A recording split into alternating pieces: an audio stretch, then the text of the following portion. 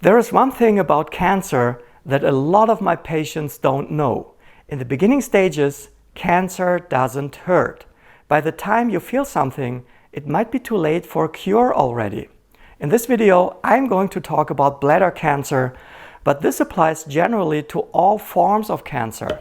However, in bladder cancer, there are signs and symptoms not to be ignored. In this video, you will learn to recognize them and what to do. First of all, who is at risk?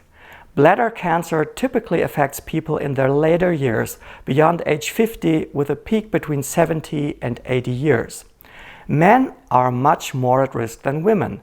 It's the 6th most common cancer in men and the 17th most common cancer in women.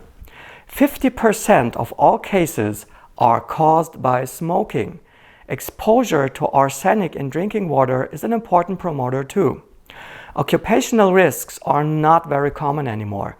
Workers in the rubber industry were at risk, as well as occupational exposure to dyes and colors.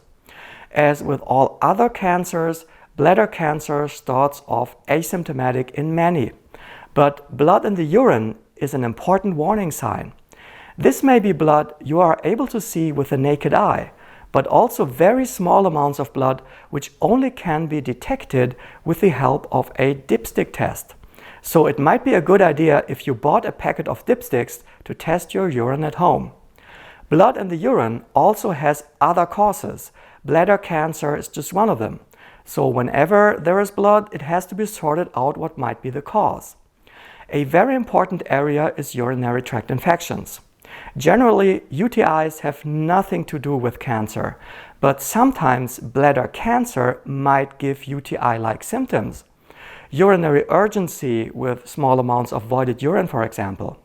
For this reason, it is important to think about the possibility for bladder cancer in patients who present with multiple episodes of UTI. Instead of prescribing antibiotic after antibiotic, it is important to perform a cystoscopy to rule out any malignancy. Additionally, it is important to establish a diagnosis of UTI by urine culture to make sure it really is an infection. One general advice: try to keep a steady flow of urine to wash out any carcinogenic substances from your bladder so that they can't build up there. To achieve this, manage your fluid intake. Drink about 2 liters of water each day. If it is hot outside or whenever you are physically active, you will have to increase the amount accordingly. Thanks for watching. Bye bye.